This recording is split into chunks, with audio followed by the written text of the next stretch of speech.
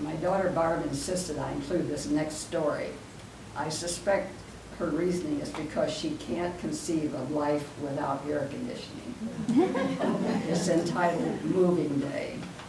It's moving day, my mother called from the kitchen to everyone within hearing distance, and we all knew what was to be moved.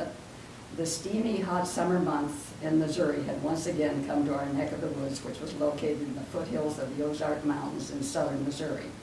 Moving day meant that the whole family would move our beds to the screened porches. Our family had moved from a small town to a 400-acre farm, most of which was not farmable, but was a beautiful scenic area on the Jacks Fork River. There were sturdy oak and majestic white pines perched atop the high bluffs, which zigzagged from one side of the river to the other. The family home had been built the previous year, and the one thing that everyone wanted to include was sleeping porches. The porches, one in the front and one in the back, were screened and stretched the length of the house. In hot summers, we literally moved to the porches. The front porch became our living area, plus bedrooms for my parents and my sister and I, while the back porch became our kitchen area and the boys' bedroom.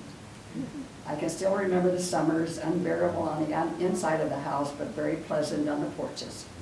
We were lulled to sleep with the night noises of the crickets, the whippoorwill, the hoot owls, and the mourning doves.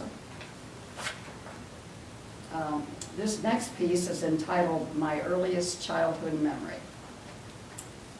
It was spring. I could hear the birds singing through the open windows, but even that failed to cheer up a 5-year-old who had typhoid fever.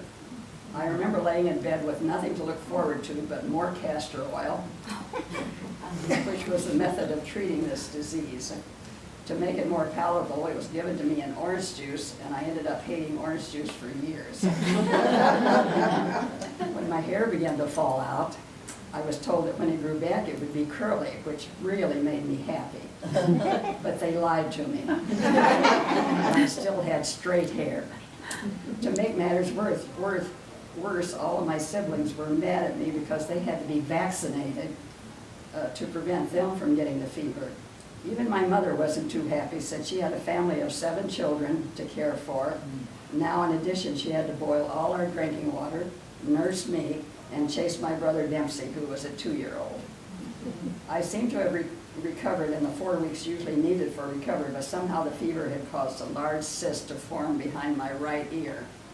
I can remember hearing my parents discuss the possibility that I might need to be taken to the nearest hospital, which was about 50 miles away, to have the cyst opened and drained. However, at the last minute, Dr. Terrell decided that he could do it in his office. As I remember, I was given a whiff of ether and didn't remember a thing. I did have the scar to prove it, though. As soon as I recovered, my parents made plans to move from the farm where we lived to the little town of Mountain View, a small town of about 1,000 people. They rented a small house for the family, which had the most wonderful stairs to run up and down. Shortly after moving to town, my oldest brother and his girlfriend got married. This would have been in 1929 when this happened. The custom at the time was to have a chivalry, which is an old Missouri custom of serenading the newlyweds with kettles, horns, and pans. The custom also dictated that the newlyweds had better have treats for all the revelers, or else the groom might be carted off to the nearest pond and thrown in. I remember sitting with my brother and his new bride while all this noise was going on outside the house and being pretty scared. However, the newlyweds were prepared and passed out the treats. I can still remember the wonderful stick candy with peanut butter inside.